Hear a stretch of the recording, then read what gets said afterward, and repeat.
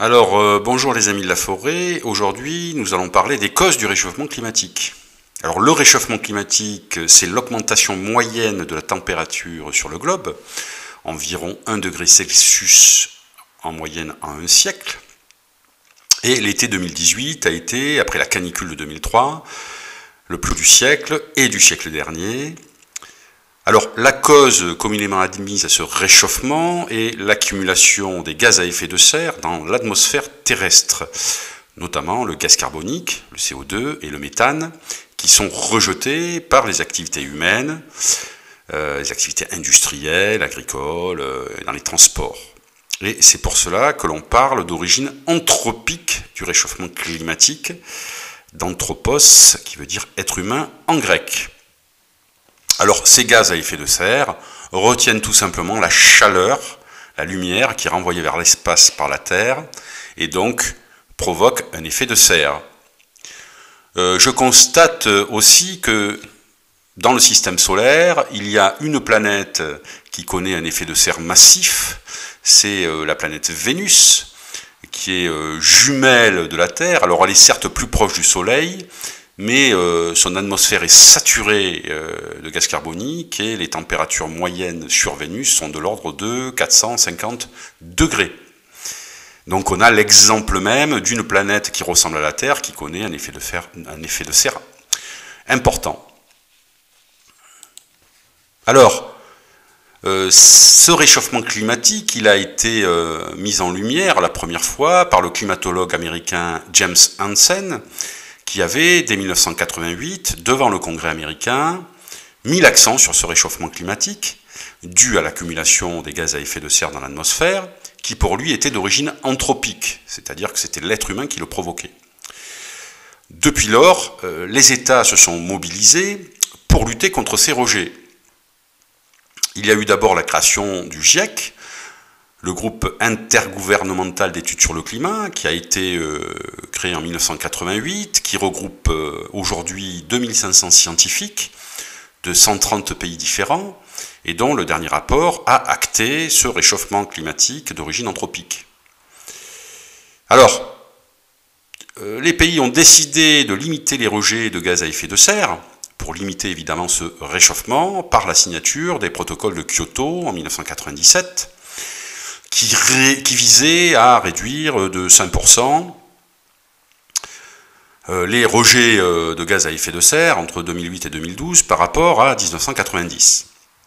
Alors, il y a le pays qui était à l'époque le plus pollueur de la planète, les USA, qui ont refusé de signer les protocoles de Kyoto, tout simplement parce qu'ils ne voulaient pas qu'une moindre consommation d'énergie ralentisse leur économie. Aujourd'hui, le plus gros pollueur, si je puis dire, de la planète est la Chine, devant les Américains, mais les Américains restent les premiers au niveau rejet de gaz à effet de serre par rapport aux habitants, par habitant. Donc les Américains n'ont toujours pas signé ces protocoles, et la dernière conférence sur le climat eut lieu à Paris en 2015, elle a impliqué 196 pays. Alors évidemment, il y a encore des climato-sceptiques, ils sont de moins en moins, mais ils demeurent quand même toujours là. Alors, aujourd'hui, il y a quand même un consensus dans la communauté scientifique sur l'origine anthropique du réchauffement climatique. Mais certains scientifiques ultra-minoritaires et certains mouvements politiques le remettent en question. Alors en France, on va trouver les climato-sceptiques plutôt à l'extrême droite, puisque Jean-Marie Le Pen, lui, ne croit tout simplement pas au réchauffement climatique, puisqu'il part du principe que, puisque nous avons encore des hivers froids, comme l'hiver 2017-2018, ce réchauffement climatique n'existe pas. Alors, il oublie de dire qu'en fait, ce n'est pas parce qu'il y a un réchauffement climatique qu'il n'y aura plus d'hiver ni de neige. Il peut y avoir des hivers extrêmement rudes encore, malgré le réchauffement climatique. On parle ici de l'augmentation d'une température moyenne sur tout le globe. Donc au niveau localisé, il peut y avoir encore des tempêtes de neige, des hivers particulièrement froids, mais qui seront compensés au niveau température par des étés extrêmement chauds. L'année 2018 en est l'exemple même. Un hiver assez rigoureux et une canicule qui lui a succédé. Chez Alain Soral, le chef de la dissidence, alors Soral, lui, ne nie pas le réchauffement climatique, il nie l'origine anthropique de ce réchauffement, c'est-à-dire qu'il récuse le fait que ce soit l'homme et ses activités qui provoquent ce réchauffement climatique. Pour lui, ce réchauffement climatique serait une sorte de processus naturel qui a déjà existé dans l'histoire de la Terre et on fait tout un plat de quelque chose qui est en fait tout à fait naturel.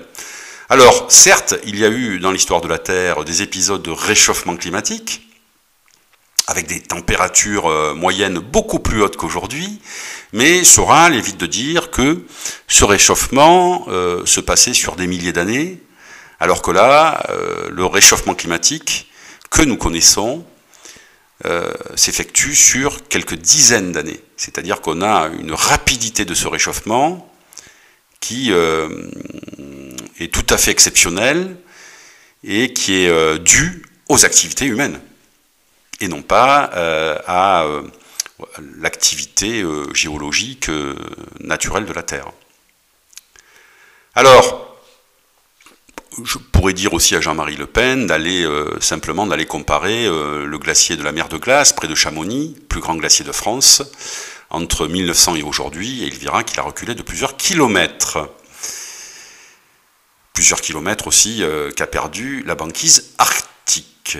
Alors aux USA, l'Institut Heartland, proche des mouvements républicains et libertariens, les mouvements libertariens sont des mouvements qui veulent abolir l'État, nie le réchauffement climatique, et cet institut a été longtemps financé par les groupes pétroliers, notamment par Exxon, le plus grand groupe pétrolier au monde. Donc pour une raison simple, puisque évidemment, une des causes du rejet de CO2 dans l'atmosphère est la combustion des énergies fossiles, c'est-à-dire le pétrole, le charbon et le gaz, et évidemment, les compagnies pétrolières ont été montrées du doigt, ont été diabolisées, et ont été accusées d'alimenter ce réchauffement climatique. C'est pour cela que ces compagnies pétrolières ont financé des organisations climato-sceptiques. Pendant longtemps aussi, les pays producteurs de pétrole, comme l'Arabie Saoudite, avaient une posture climato-sceptique de principe, puisqu'évidemment ce sont des gros producteurs de pétrole et donc ils ont été diabolisés.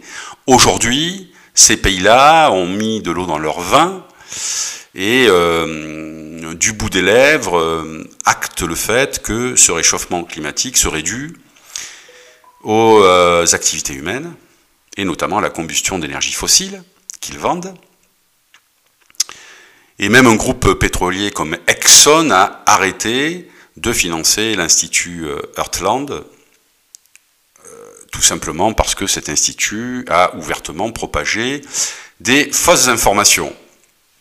Malgré tout, le climato-scepticisme est encore très présent aux États-Unis, puisque le président Trump accuse notamment les Chinois d'avoir créé en fait ce concept de réchauffement climatique dans le but de rendre l'industrie américaine moins compétitive. Donc les théories du complot aux États-Unis et dans le monde ont encore une longue vie devant elles. Voilà, je vous remercie, à bientôt.